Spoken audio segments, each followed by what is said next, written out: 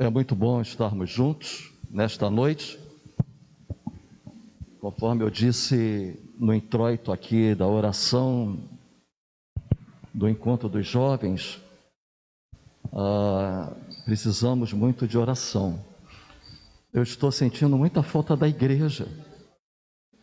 Eu estou sentindo muita falta de abraçar vocês, de estar com vocês. Eu estou sentindo muita falta, mas eu tenho certeza que logo, logo isso vai passar. Mas vamos às perguntas. Que Deus nos abençoe cada um de vocês. Estamos juntos.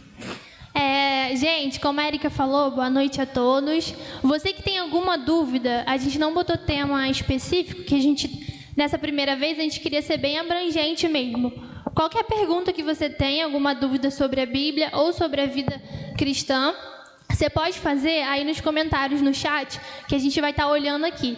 Por enquanto, como ninguém mandou nenhuma pergunta, a galera tá meio com vergonha, a gente vai começar fazendo algumas perguntas bem técnicas, assim, da Bíblia.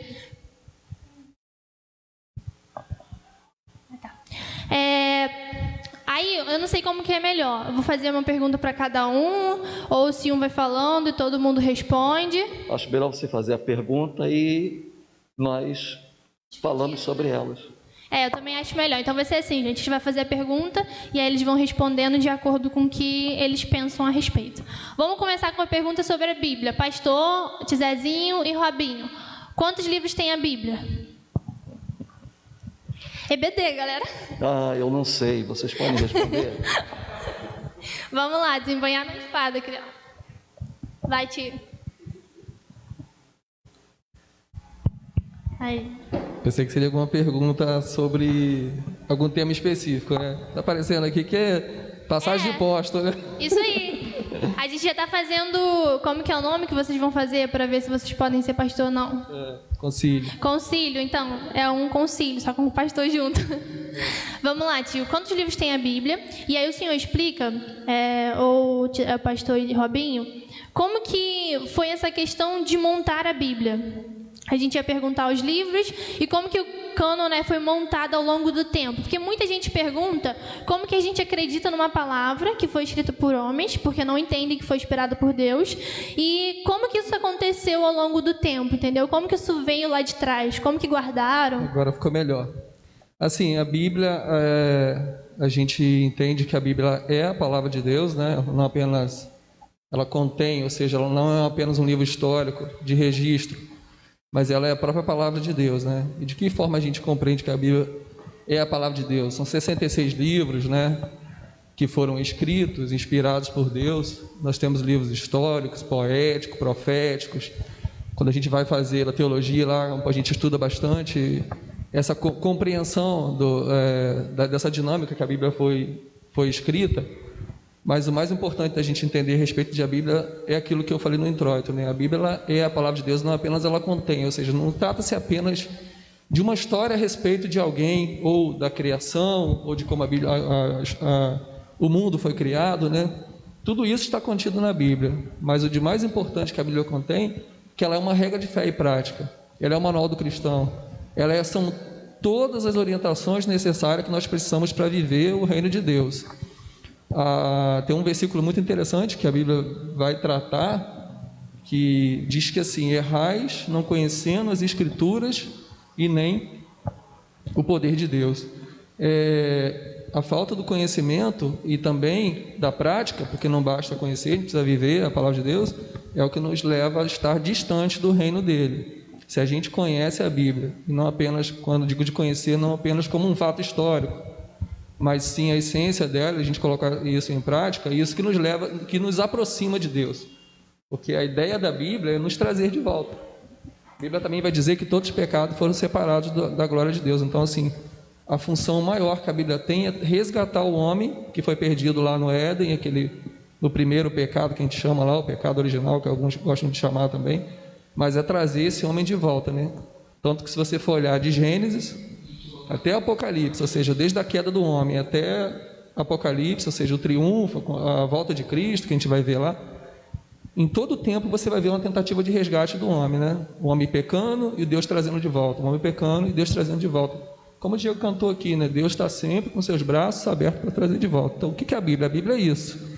A gente poderia falar aqui, como você falou, uma parte mais técnica, considerar a estrutura da Bíblia, né? Dividida em Velho e Novo Testamento, o período do silêncio de Deus, os 400 anos ali do silêncio, né? Que é chamado de período interbíblico entre o Velho e o Novo Testamento. Poderíamos falar do Novo Testamento como sendo os ensinos e as práticas de Jesus ali, né? Desde o seu nascimento, a sua genealogia até nascimento e ali até a sua morte e ressurreição, a escolha dos discípulos. Depois a gente vai falar lá dos livros históricos também no Novo Testamento, ali que tem a história da igreja, Atos dos Apóstolos, mais Romanos, aí vem as cartas paulinas, e as cartas gerais, até chegar lá os livros, chamados de livro das revelações, que é o livro de Apocalipse. Mas assim, muito mais do que essa parte toda técnica, que aí é interessante a gente aprender, conhecer, mas mais do que tudo isso é a essência, o que a Bíblia representa para o cristão. É um manual de regra, de fé e prática, e que quando nós colocamos isso como prioridade na nossa vida, isso nos resgata de volta para Deus, né? Do homem perdido ao homem resgatado para o reino de Deus. Algum parecer? Robinho? Eu queria dizer o seguinte, Eliana, tanto dos 39 como dos 27, como desses livros da Bíblia, ela não foi escrita por acaso, não houve um estalo de dedo para ela ser criada, ela levou muitos anos para ser escrita, para termos do jeito que a temos aqui, custou muitas coisas. E uma coisa interessante, quando a gente se volta para o Novo Testamento, e nós vamos começar então a entender o cânon do Novo Testamento, uma regra, né, pré-estabelecida, nós vemos aí que tinha que ter uma ortodoxia, não podia ser uma coisa fingida, não podia ser uma coisa mentirosa. Quem fosse escrever tinha que ser uma testemunha ocular, entendeu? Então a Bíblia, ela é um compêndio de livros, aonde nós podemos começar lá em Gênesis, como disse o bacharel José, começar lá em Gênesis, terminar em Apocalipse, e nós vamos ver a história da redenção contada por Deus. Claro, mais de 40 homens escreveram, mas o Espírito Santo de Deus é que os orientou para escrever. Então a Bíblia, por mais que tentem aí dizer que ela está errada, ela é 100% certa, porque ela é a palavra de Deus. Ela não contém, ela é a palavra de Deus. E os termos técnicos nós iremos levar aqui bastante tempo se nós formos falar a respeito deles, como diz o irmão José, né? Então, só para complementar essa pergunta aí, para a gente alongar um pouquinho mais. É só uma coisa que eu acho interessante, que comprova que a Bíblia é a palavra de Deus. Como o pastor falou, a Bíblia levou muito tempo sendo escrita. A gente pega lá de Moisés até Jesus Cristo, até Paulo, foram milhares de anos que ela levou esse período. Foram homens que viveram períodos diferentes e épocas diferentes, escreveram livros e situações diferentes, mas toda ela se complementa, pois isso só pode acontecer porque tinha Deus por trás na escritura desse livro. Então foram homens divinamente inspirados pelo Espírito Santo de Deus para trazer o quê? Para trazer a mensagem de Cristo para nós. E a mensagem de Cristo, ela continua firme. A palavra de Deus, por mais que as pessoas tentem hoje talvez tirar crédito, ela continua sendo a melhor forma para que nós possamos ter uma vida reta, digna perante Deus. Se as pessoas seguissem a palavra de Deus que está escrito na Bíblia, com certeza o mundo seria um lugar harmônico e perfeito, porque tudo que tem para um homem ser feliz, para a sociedade ser justa, está na palavra de Deus. Só que o homem não quer muitas vezes seguir o que está na palavra de Deus, ele quer buscar os seus próprios caminhos, mas a Bíblia traz essa essência que é a palavra de Deus. E a mensagem da Bíblia é a salvação, e nós só temos a salvação em Jesus Cristo. E hoje nós, como cristãos, nós temos que estar cada vez mais firmados na palavra do Senhor, porque tem muita gente que está colocando às vezes a Bíblia no segundo plano, está preocupado em outras coisas, criando coisas aí que não tem nada a ver com o cristianismo, com a palavra de Deus, inventando até algumas coisas até meio estranhas, uma espécie de alguns amuletos aí, algumas denominações a gente vê, e eu vou tomar água do Rio Jordão, e eu vou fazer isso, fazer aquilo. O que nós precisamos é da palavra de Deus. Não pode haver nenhuma revelação fora da palavra de Deus. Se alguém chegar para mim e falar alguma coisa, e mesmo que ele esteja adivinhando o que vai acontecer, se não estiver aqui nesse livro, não tem valor, porque tudo tem que estar conforme as Escrituras, porque isso aqui é o testamento que Jesus, que Deus nos deu, para que a gente possa trilhar o caminho da salvação e levar a palavra de Cristo para todos. Amém. Aliana, rapidinho, tem uma coisa bem interessante para a gente pensar nesse assunto ainda do que é a Bíblia. Existem 3 coisas muito importantes para a gente pensar a respeito do que é a Bíblia, né? A Liana falou, tem pessoas que acabam perguntando, tentando entender e compreender o que é, né? Por que a gente acredita na Bíblia? O pastor falou assim, não há falhas. Existem 3 características que deixam muito claras isso na Bíblia, né? E dentre elas, essas 3, é que ela é infalível, ou seja, não tem falha na Bíblia.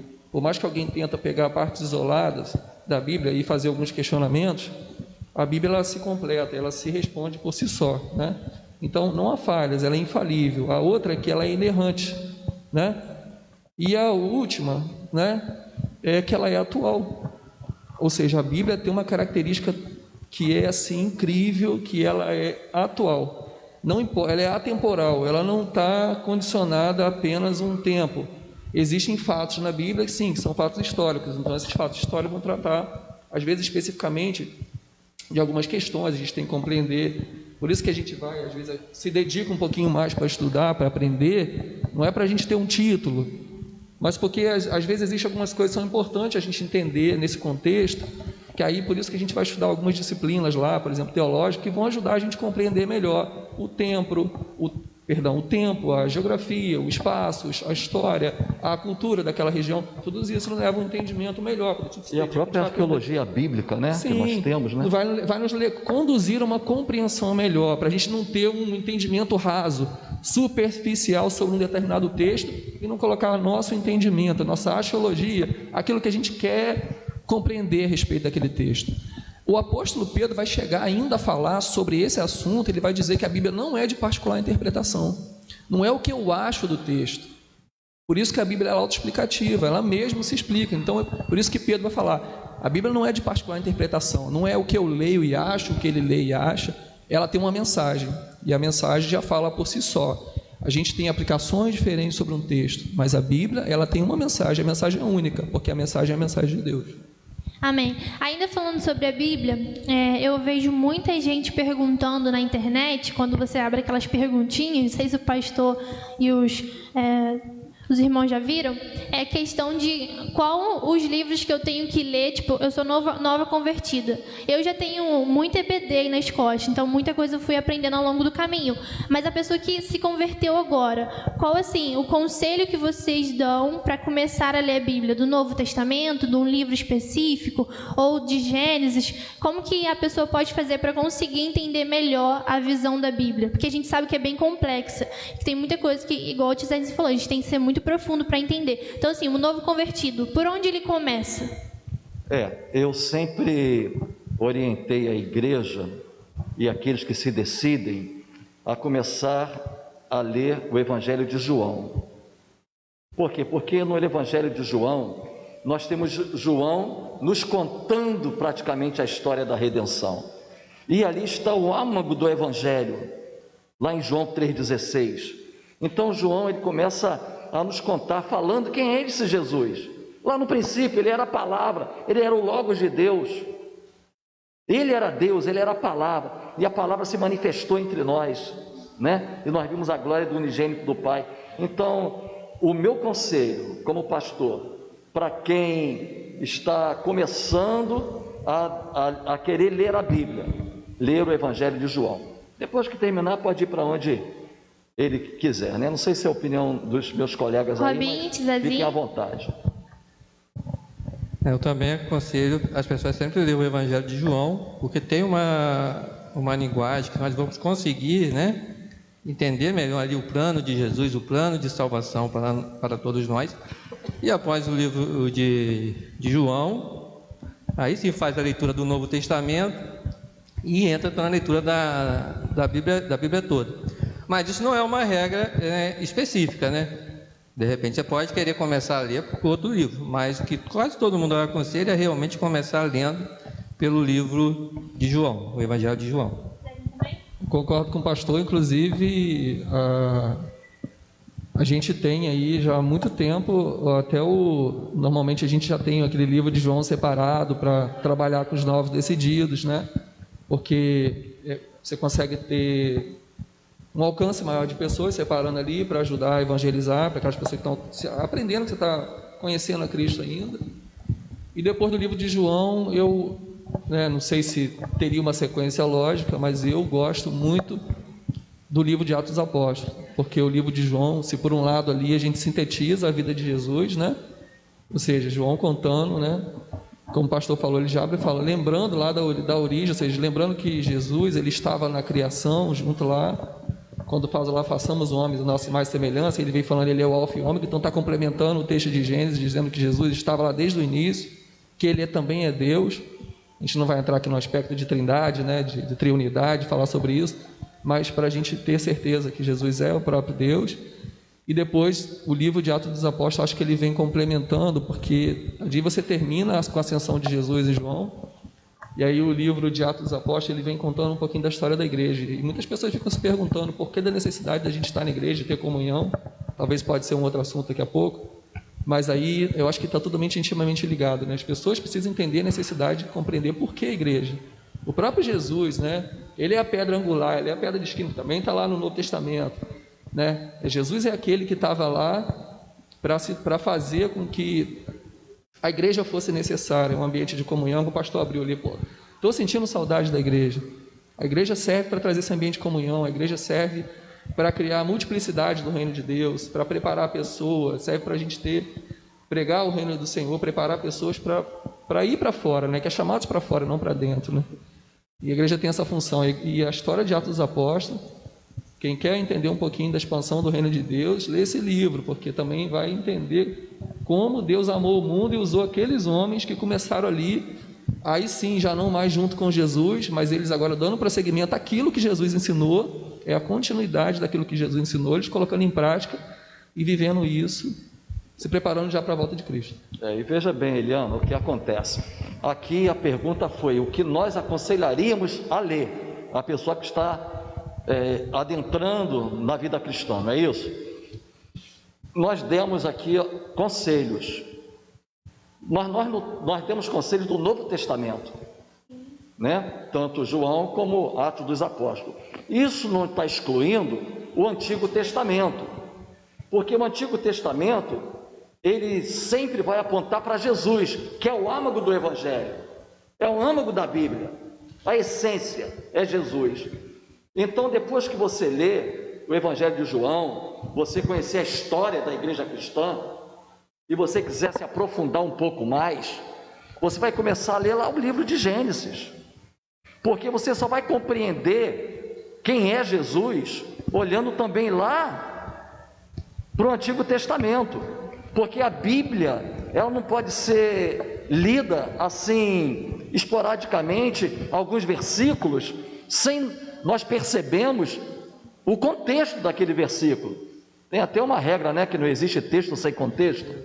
Então não existe o Novo Testamento se não for o Antigo, porque o Antigo Testamento ele vem trazendo a história da redenção, como Deus preparou tudo, desde Gênesis 3,15 até o nascimento de Jesus, a história da igreja, não é isso? E a história da igreja finaliza como? Agora é a pergunta nossa para você. Como é que finaliza a história da igreja? Isso. A história da igreja ainda não finalizou. Porque vocês que estão aqui, e você que está ao alcance da nossa voz, vocês são aquela geração que irá continuar a história do livro de Atos dos Apóstolos. Não é isso? Ok? Glória a Deus. Agora a Érica vai estar fazendo aqui algumas perguntas que o pessoal mandou. Boa noite, né? Primeiro, meninos.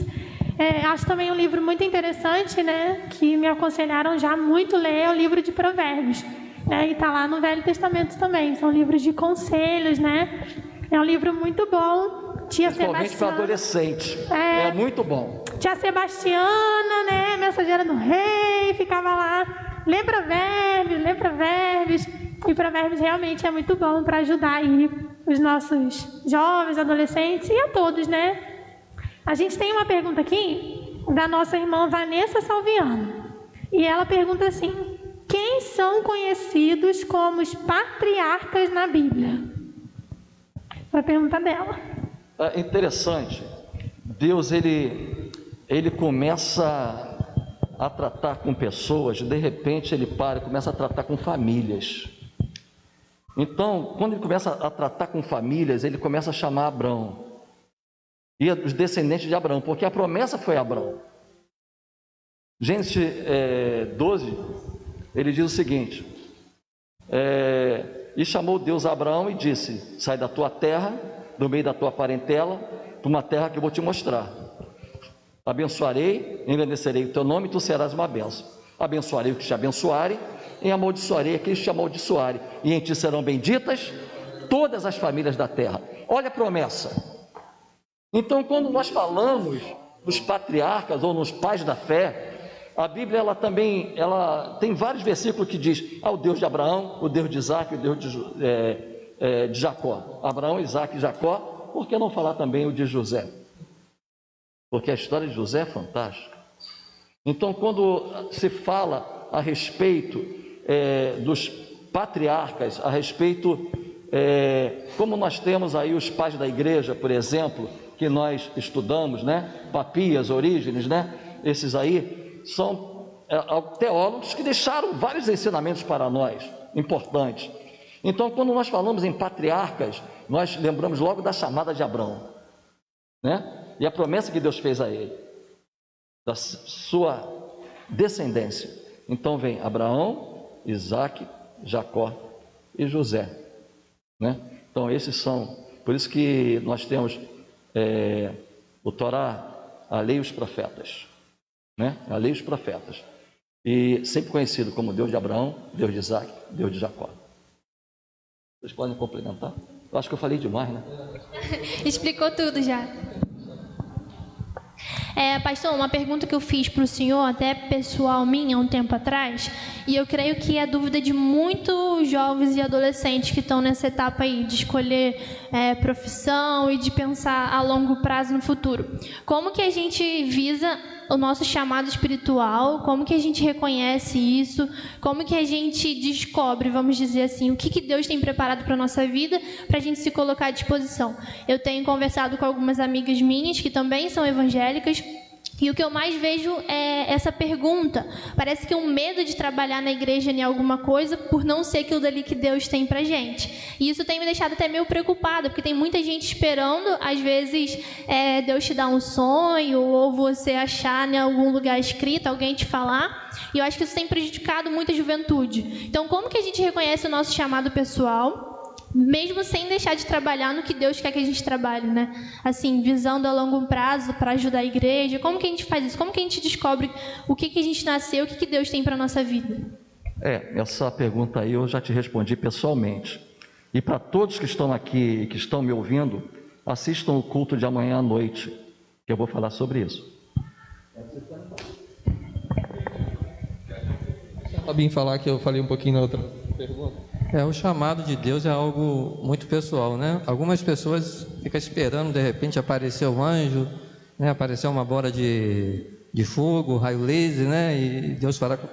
Mas muitas vezes Deus vai te chamando, né?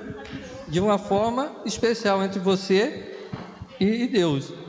Quando Deus me chamou, né? Eu senti ao ouvir uma mensagem, né? Quanto à minha experiência, a vontade de servir a Deus. Então Deus tocou no meu coração que eu precisava fazer alguma coisa, dedicar a minha vida ao Senhor. Aí pode, não sei se é para o ministério pastoral, se é para ser um missionário, mas é para me dedicar a minha vida ao Senhor.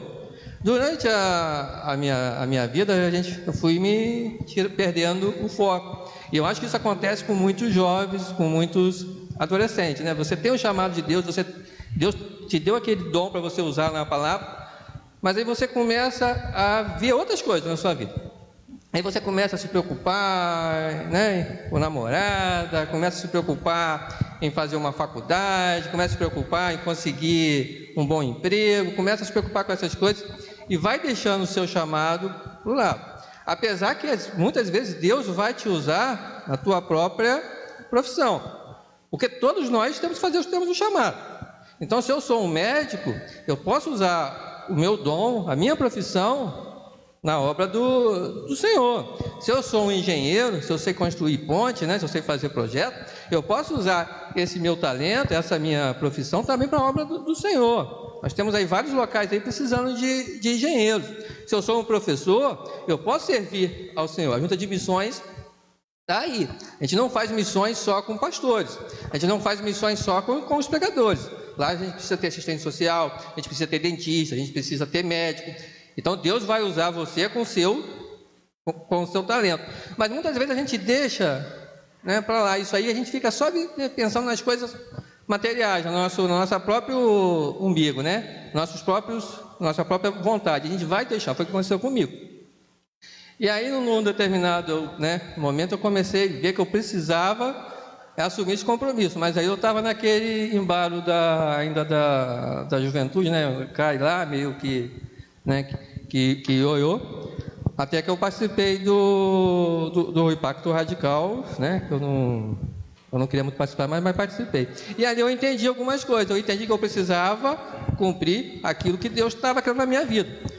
Mas quando eu fui para lá, eu já estava sendo tocado no coração. Deus já estava trabalhando comigo, tanto que quem está aí já percebeu que já estava, né? Eu tinha retornado a estar mais presente nos cultos, está buscando. Mas eu senti o quê? Através das mensagens, através das ministrações, Deus confirmou aquilo que Ele já estava falando ao meu coração.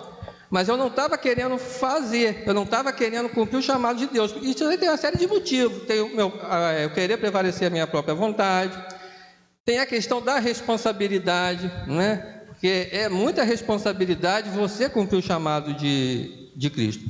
Ainda mais quando você tem um chamado específico, você não está servindo a qualquer um, é a Deus, é sério. Às vezes eu não entendo quando eu olho algumas pessoas que dizem ser chamado e tem um ministério, mas faz um ministério de qualquer jeito, ou senão usa o nome de Deus para coisas pessoais. É muita responsabilidade, é o próprio Deus, e cada um vai dar conta de si. Então, um dos motivos também que a gente também fica nessa luta, muitas vezes, porque a gente sabe do tamanho da responsabilidade. A gente também, muitas vezes, a gente se sente despreparado, né? Eu terminei o seminário, né? Estou esperando aí chegar aí o concílio, né? Se for da vontade de Deus e o apoio do pastor. Estou esperando chegar, mas eu ainda me sinto um pouquinho despreparado, porque eu sei que o desafio é grande. Quando eu olho para mim, quando eu olho para a minha capacidade, quando eu olho para a minha inteligência, para a minha sabedoria, eu vejo que eu não tenho condição nenhuma. Mas eu entendo que é o Espírito Santo de Deus que vai me capacitar. Então nós temos que estar com os nossos ouvidos espirituais, os nossos olhos espirituais abertos, que Deus vai mostrar para que Ele está me chamando. Qual é o meu ministério? E como eu posso servir? Porque nós já estamos cumprindo alguma coisa, nós já temos um chamado, nós já estamos fazendo alguma coisa. Nesse momento aqui, a gente está pregando a palavra de Deus, nós estamos fazendo missões, nós estamos sendo missionários, né? Naquele celularzinho ali, essa imagem aqui chega em qualquer lugar do mundo. Então nós já estamos cumprindo, mas nós temos que entender que é muita responsabilidade, e nós não podemos fazer a obra do Senhor relaxadamente. Mas nós temos que deixar que Deus nos guie, que Deus vai nos mostrar o caminho. Mas muitas vezes eu vou ter medo daquilo que Deus está me chamando. E aí eu gosto muito da história de Jonas, né? Deus chamou Jonas, mandou Jonas, vai lá para Nínive. Aí Jonas foi e falou o quê? Não vou não, aquele povo ruim, se eu vou pregar para eles vão se converter, eu quero mais que eles vão para o inferno, não quero ir para aquele lugar não. E aí partiu para Tarso. O que aconteceu? Ele caiu no mar, né? Foi jogado no mar, e ele acabou parando aonde Deus queria. E ele fez a obra de Deus. E quando Deus chama, não adianta a gente fugir. Não adianta eu fugir do chamado de Deus. Se Deus me chamou, eu posso correr, e eu falo por experiência própria. Eu posso correr, eu posso inventar 400 cursos para fazer, para ir para o seminário, eu posso fazer de tudo, mas não tem jeito, eu vou ter que cumprir o chamado de Deus. Então cada um vai descobrir no momento. Então, né, você, né, que está nos assistindo também, possa ter certeza que Deus tem um chamado para você. Agora você precisa ouvir, e não temas, porque é o Senhor que vai te preparar. Né? Falando mais um pouquinho, esses homens chamados de Deus, a gente vê que Moisés, quando foi chamado, Moisés falou que não estava preparado. Aí você olha para a história de Moisés. Moisés tinha sido, né, criado como um príncipe lá no Egito, da família de Faraó. Tinha estudado com os melhores professores, conhecia de tudo. E ele disse que não estava preparado. E a gente vai vendo grandes homens de Deus dessa forma. Não estou preparado. Né? Gideão, sempre achando que não está preparado. Mas na realidade, nós não estamos preparados. Quem vai nos capacitar é o Espírito Santo de Deus. No mundo você pode até se capacitar para o seu trabalho, para a sua profissão. Mas na vida espiritual, é Deus que tem que te capacitar. Inclusive é muito perigoso, eu acho muito perigoso quando eu acho que alguém, né, na igreja acha que está preparado, acha que sabe alguma coisa, porque nós precisamos entender que nós não sabemos nada, porque Sócrates, tudo que eu vou fazer é Deus. Sócrates já dizia, quanto mais sei que nada sei. E por isso que a gente precisa estar sempre buscando ao Senhor, né, para a gente poder entender o que Ele tem para a gente.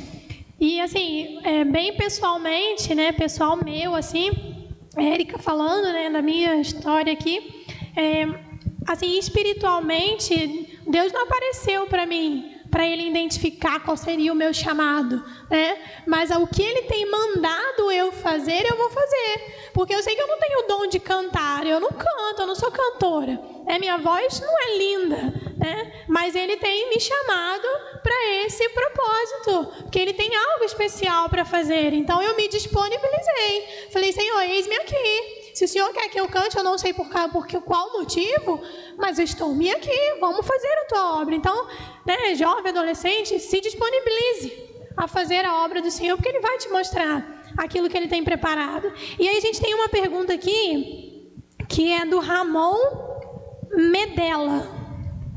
Ramon Medella, isso mesmo. Eu acho que é assim que se pronuncia. Como alimentar o Espírito Santo dentro de nós todos os dias? Essa é a pergunta do Ramon. Posso só dar uma palavrinha rapidinho na questão anterior? Só um versículo aqui para a gente fechar, antes de o pastor concluir e entrar nesse outro assunto. Os jovens têm muita preocupação, né? Aqueles que querem servir a Cristo realmente, né? Entendem o que é o Evangelho de Cristo, né? Tem um livro que é bem interessante para a juventude parar e olhar e pensar, né, sobre vocação. Esse livro fala para um jovem que estava se preparando para cumprir um ministério também, que é o jovem Timóteo. E o apóstolo Paulo, quando chega para ele, começa a dar algumas orientações para ele a respeito de vocação, né, de ministério, fala uma coisa interessante para ele, diz assim, ó: portanto, não me envergonho do testemunho do nosso Senhor, nem de seu prisioneiro, que sou eu. Olha a condição que Paulo se põe diante de Cristo, né? Pelo contrário, participe comigo dos sofrimentos a favor do Evangelho, segundo o poder de Deus, que nos salvou e nos chamou com a sua santa vocação, não segundo as nossas obras, mas conforme a própria determinação da graça que foi dada em Cristo Jesus, antes dos tempos eternos, e manifestada pelo aparecimento de nosso Senhor e Salvador Jesus Cristo. Ele não destruiu a morte, nos trouxe a luz e a vida e a mortalidade diante do Evangelho, porque este Evangelho foi designado pregador, apóstolo e mestre. Paulo está falando da sua vocação e também está orientando o jovem Timóteo sobre isso, né, sobre essa questão. Então a juventude fica pensando assim: qual é a minha vocação, né? Aqui Paulo está falando de algo determinado que ele ouviu do próprio Cristo, né? A gente lembra da sua vida, como é que foi o aparecimento de Jesus ali no caminho indo para Damasco, né? Onde Paulo vê aquela luz, cai lá e depois vai parar finalmente tem o seu nome transformado de Saulo para Paulo, mas a história dele é muito maior do que a transformação de nome, mas de vida, né? E aqui ele está passando essa experiência para Timóteo. Então, assim, quando a gente pode falar de experiência para a juventude, às vezes a gente fica se preocupando qual é a minha posição dentro do reino de Deus, ou seja, o que Deus reservou para mim, mas independente da utilidade que você tenha no reino de Deus ou da posição que você vai ocupar, se tem uma coisa que é uníssoma, que todo mundo foi chamado, é para multiplicar o reino de Deus.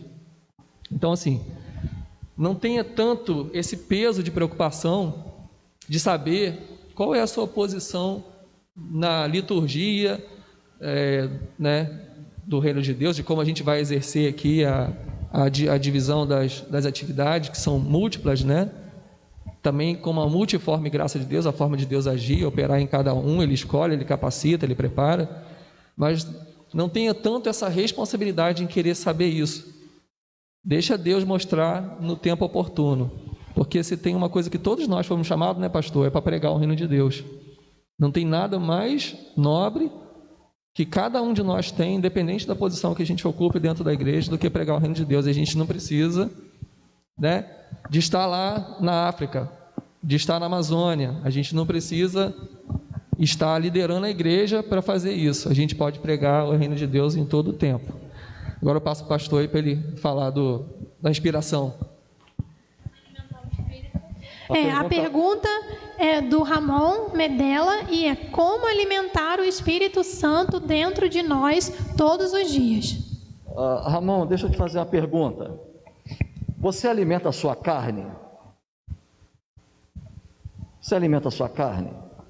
Quando eu digo alimentar a carne, eu estou falando nessa divisão carne e espírito, não estou falando do nosso corpo físico, não. O nosso alimento cotidiano. Não estou falando sobre isso. Porque à medida que nós vamos alimentando a nossa carne com concupiscência, lascívia, né? Os frutos da carne, como nos diz lá Gálatas, nós estamos alimentando o quê? A nossa carne. E ao alimentar a nossa carne, automaticamente, nós não estamos alimentando o nosso espírito. Então a pergunta para você, Ramon, que eu quero deixar é essa: você tem alimentado a tua carne? Porque como nós podemos então alimentar o nosso espírito? Quando nós deixamos de fazer as obras da carne e começamos a fazer a obra do espírito. Mas pastor, como é que eu posso encher o meu espírito? Se ele tem horário para ler a Bíblia? Ou você só lê um versículo esporadicamente? Você tem tempo para conversar com Deus? Tem intimidade para conversar com Deus? Nós estamos vivendo, agora não, que já foi várias coisas liberadas, mas antes, nós estávamos dentro do nosso lar. Você tirou tempo para ler a Bíblia? Você tirou tempo para buscar a Deus? Porque é muito fácil nós falarmos, eu quero alimentar o meu espírito, mas nós temos que tomar a decisão de alimentá-lo. E como vamos alimentá-lo? Primeiramente, deixando de fazer as obras da carne, aquilo que alimenta a nossa carne, aquilo que alimenta o nosso eu, aquele egocentrismo que nós temos. E quando nós passamos a vivenciar Cristo na nossa vida, lendo a palavra, tendo comunhão com Ele, né? Buscando intimidade com o Senhor, você está alimentando o seu espírito, tu está alimentando a sua alma. Inclusive, tem uma história aí que o pessoal conta, que dentro de nós existem duas feras. Duas feras. Né? E essas duas feras ficam se degladiando dentro de nós. Vamos dar um nome a essas duas feras? Vamos lá? Carne e espírito. Ok? Duas feras dentro de nós, se degladiando. Qual aquela que vai ser a vencedora? Qual? Aquela que você mais alimenta. Se você alimentar a carne, ela vai sobrepujar o espírito, tu está morto. E cuidado com o laguinho, né? Laguinho de fogo não é mole não. Então cuidado. Mas se você alimenta o teu espírito com aquilo que nós acabamos de falar, com a palavra, com a intimidade, com a oração, em buscar as coisas certas, em buscar o fruto do espírito. Qual é o fruto do Espírito segundo a Bíblia? Está lá em Gálatas também, no capítulo 5. Paz, amor, perseverança, né? Domínio próprio, não é isso? Então nós temos cada parte desse fruto, cada gomo desse aí forma um fruto.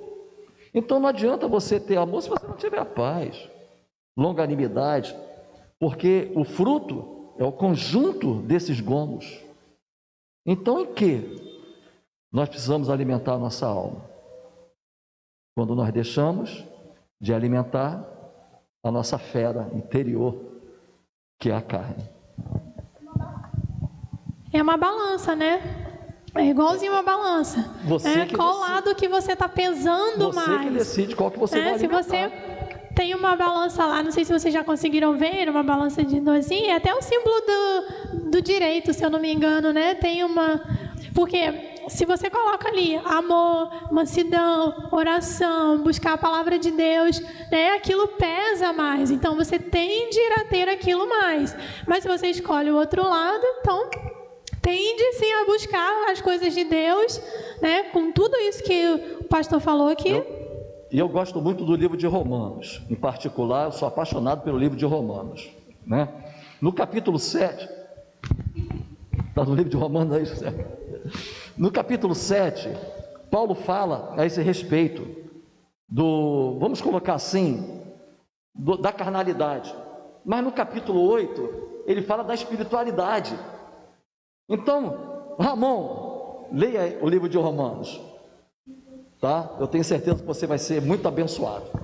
Resposta: leia o livro de Romanos.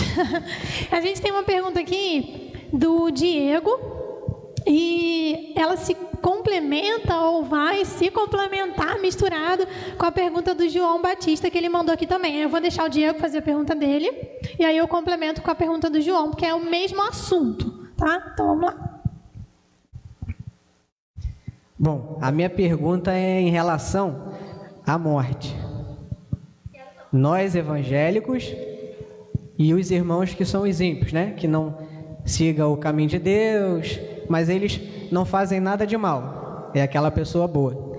Quando nós evangélicos, a gente morre, muitas pessoas já falaram que a gente vai para o seio de Abraão, muitas pessoas já falaram que a gente morre, fica vagando por aí até Deus voltar. Outros já falaram que a gente morre, o nosso espírito fica preso dentro do nosso corpo lá no cemitério até a volta de Deus, e assim Deus assim chamaria, que aí ia estar dividindo, né? Quem ia para o céu e quem iria para o inferno. Como que é a morte, na verdade? Quando a gente morre, para onde que a gente vai? Nós evangélicos, evangélico mesmo, sem pecado.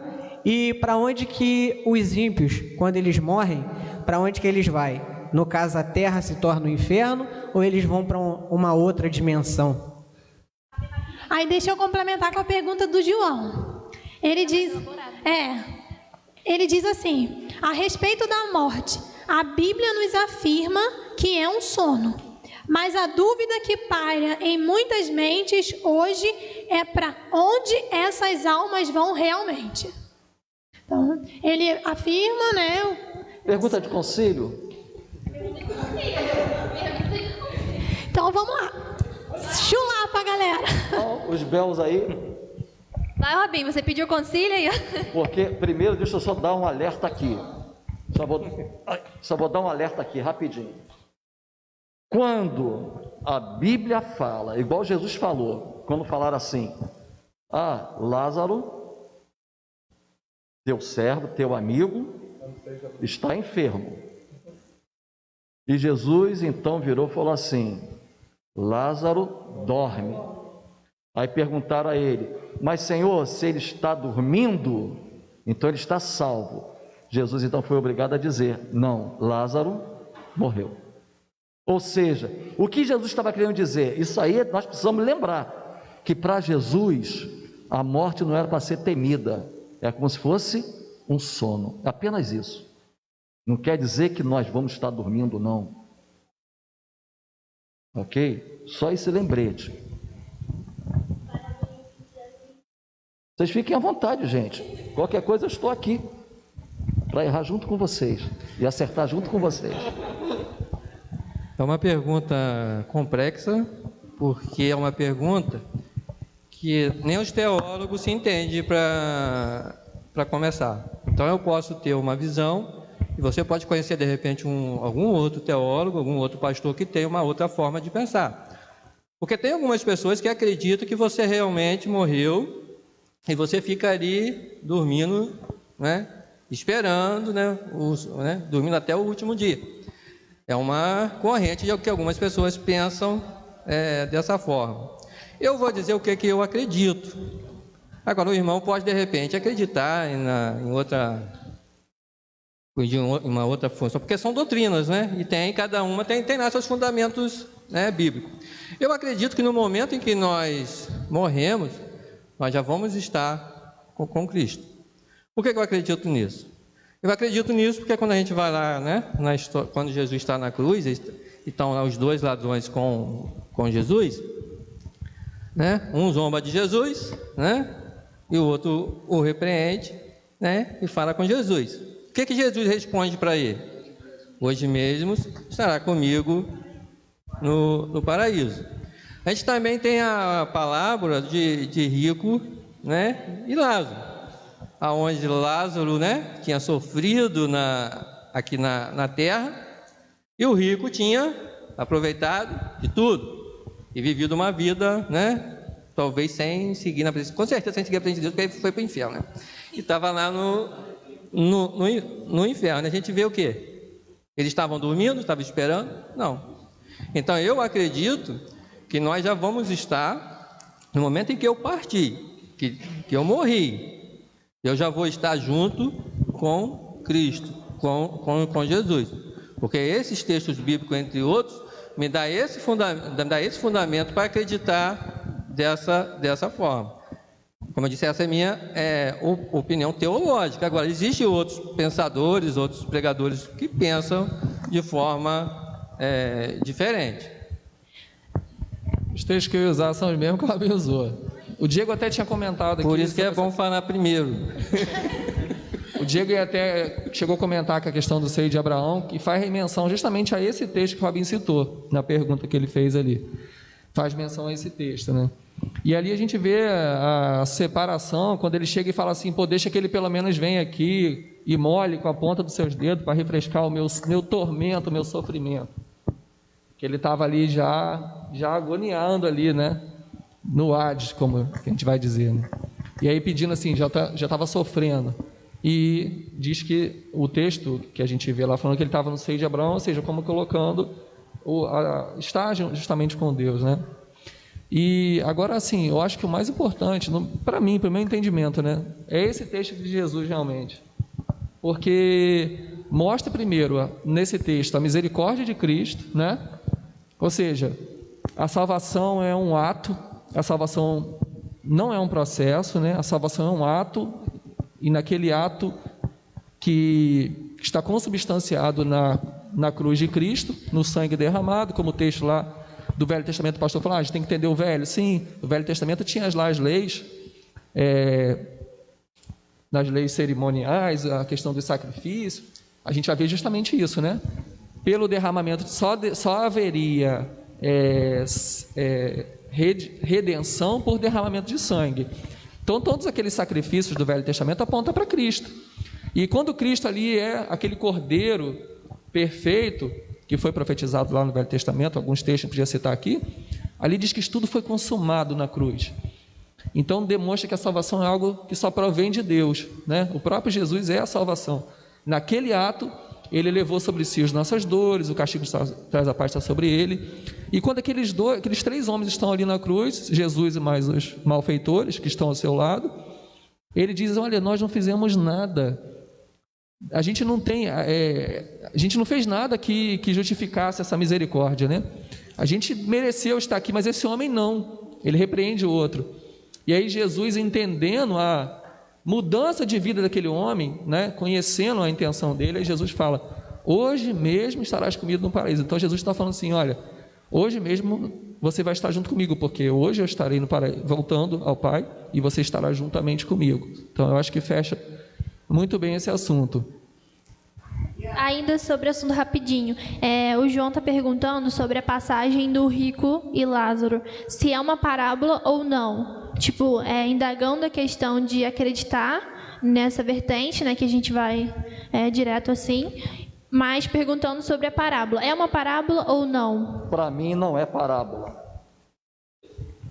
Porque, eu vou explicar. Talvez muitos pastores até discordem do meu pensamento, mas eu tenho meu pensamento. Eu sou teólogo. Então eu tenho a minha teologia. Alguns dizem que é axiologia, mas não é não. A minha teologia não é axiologia. Eu não acho nada, porque eu não perdi nada.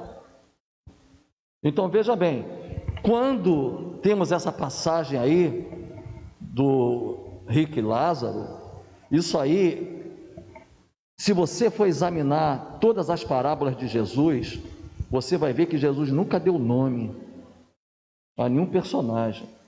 Um homem saiu a semear. Um homem tinha 2 filhos.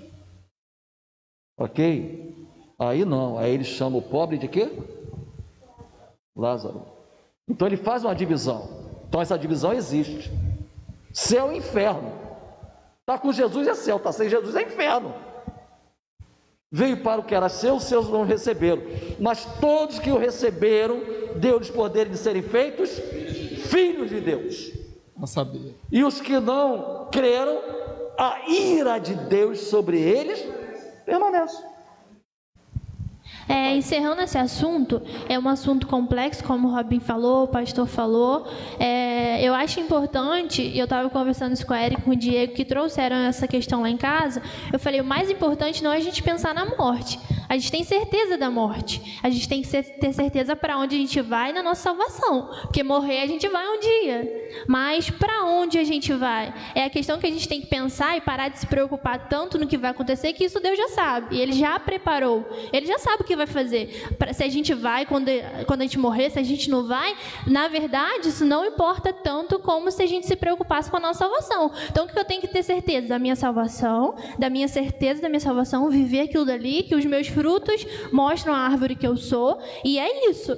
E aí, tanto questão da morte e de outras questões, né, que também a teologia já entra nesse assunto, são questões complexas que, na verdade, não é o centro do Evangelho. O centro do Evangelho é acreditar. Nisso, rapidinho, eu penso isso, Jesus, o próprio Jesus falou, só para complementar o que ela falou ali, ele vai dizer assim, na casa de meu pai há muitas moradas, se não fosse assim eu não teria dito, vou preparar-vos lugar. Para onde quer que eu estejais vós também. Foi isso que me perguntaram uma vez, chegaram para mim e falaram assim, pastor, onde é o céu?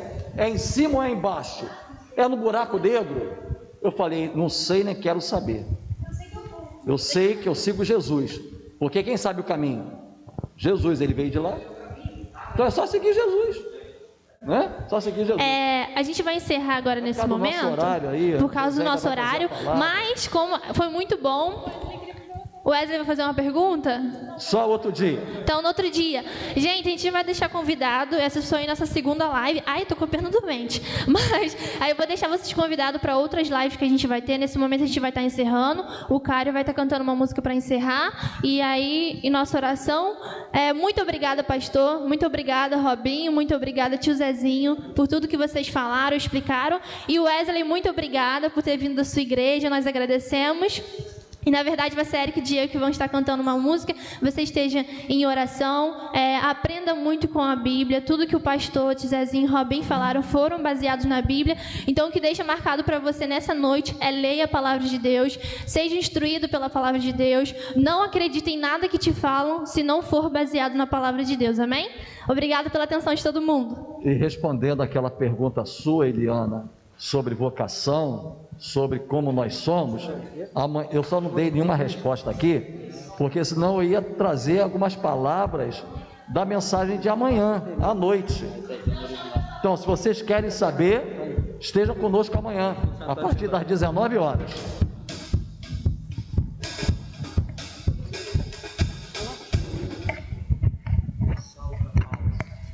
Obrigada, ao pessoal, nosso pastor. E é isso, Vamos estudar mais, vamos fazer mais momentos como esse. Talvez a gente tenha uma live só de perguntas, né? Para a gente poder aproveitar bastante esse tempo. Vamos sugar mesmo tudo que esse povo sabe, né? Para a gente ficar inteligente, igual eles, né? E essa música que nós vamos cantar agora é uma música nova para a gente também. E é uma música que, para mim, assim, completa tudo que foi falado aqui nesses últimos momentos, né, da nossa live. E é uma música que mexeu muito comigo. Eu sempre escutei essa música aqui na igreja, inclusive eu lembro de uma pessoa específica cantando essa música, que é a nossa amada Margarete. Eu lembro dela aqui em cima, nesse púlpito, eu era pequena, ela com uma saia azul, eu falei isso, até brinquei com os meninos, ela com uma saia azul, daquela pontinha que ela usava sempre, e ela cantava esse hino, e esse hino ficou um pouco esquecido por aí, mas ele mexeu muito comigo numa live que eu vi, de um casal que a gente segue. Eles cantaram esse hino, e eu só sabia chorar. O hino inteiro que eles cantaram, em todo momento que eles estavam ali, eu só sabia chorar, porque esse hino mexeu muito comigo. E nós vamos louvá-lo nessa noite. Ajude a gente a cantar esse hino, aonde você estiver, porque ele é um hino muito maravilhoso. E eu espero que ele fale com você, assim como ele falou com a gente, para a gente poder terminar essa live. E grandes coisas o Senhor ainda vai fazer na nossa vida. Amém. Vamos louvar mais um bocado para o nosso Senhor, que é merecedor de toda a honra e toda a glória. Amém?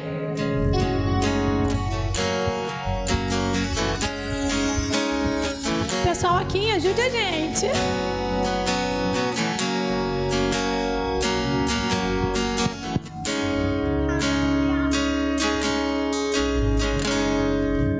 Sempre que eu leio a história de Cristo, eu fico a pensar com grande emoção no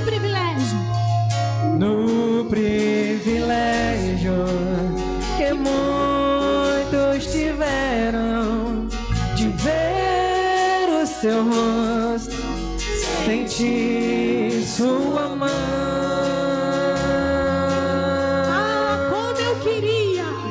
Eu também teria a mesma alegria de vê-lo bem perto, bem juntinho a mim.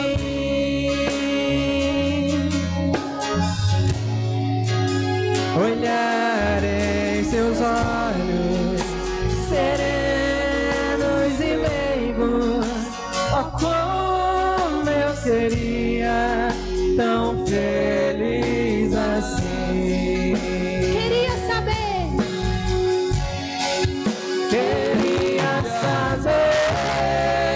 como era seu rosto, embora eu sinta que era muito lindo, inspirava fé e também confiança, e dava a todos um gozo infinito. Aí eu te levo a pensar. Ao ver as gravuras dos quadros pintados, daquilo que dizem ser o meu Senhor, Meu ser não aceita.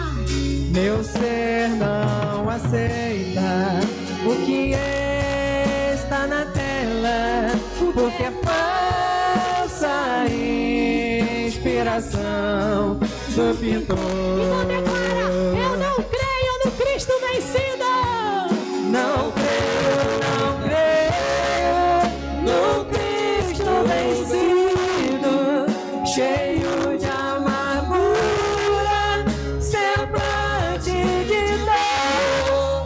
Eu creio no Cristo de rosto alegre, pois creio no Cristo que é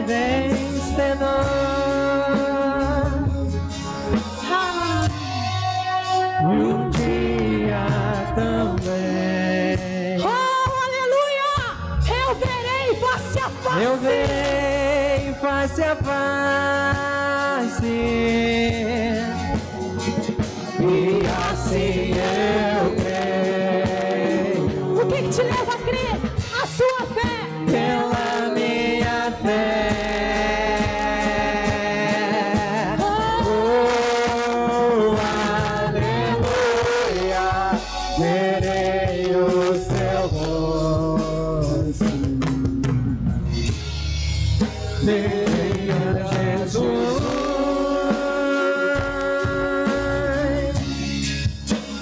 como Ele é.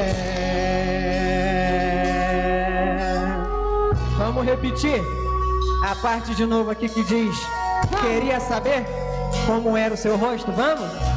A gente vai repetir, mas eu queria falar uma coisa pra você. Não interessa quando, nem aonde, como que isso vai acontecer. O que interessa é que a gente vai ver o rosto de Cristo. E aí quando a gente for ver o rosto de Cristo e Ele perguntar pra você: mostra-me tuas mãos, o que você vai mostrar ao Senhor? Então eu quero que você declare nessa noite: queria saber como era o seu rosto, mas creia que esse rosto será visto por mim e por você. Que seja hoje, que seja amanhã, mas nós veremos o rosto de Cristo, nós contemplaremos a glória dele. Mas para isso, nós precisaremos buscar o Senhor e ter certeza da nossa salvação. Então creia no teu Deus, creia no nosso Deus, porque Ele vai fazer coisas na tua vida. Então vamos declarar.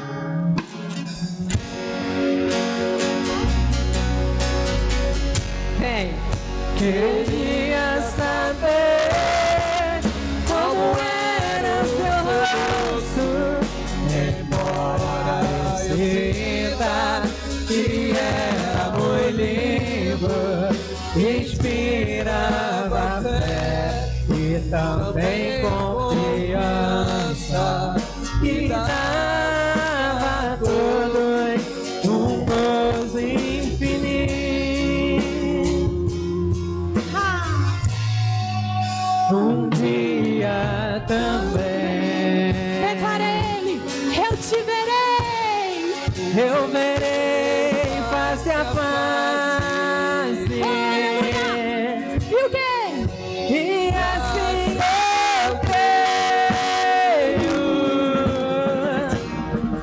pela minha fé. Oh, aleluia, verei o seu rosto. nós te veremos. Verei a Jesus,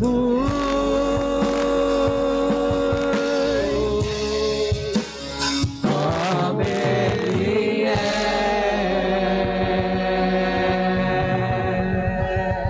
Senhor, nós temos certeza de que um dia estaremos com o Senhor, que veremos a tua face, que moraremos, ó Deus, pertinho de ti.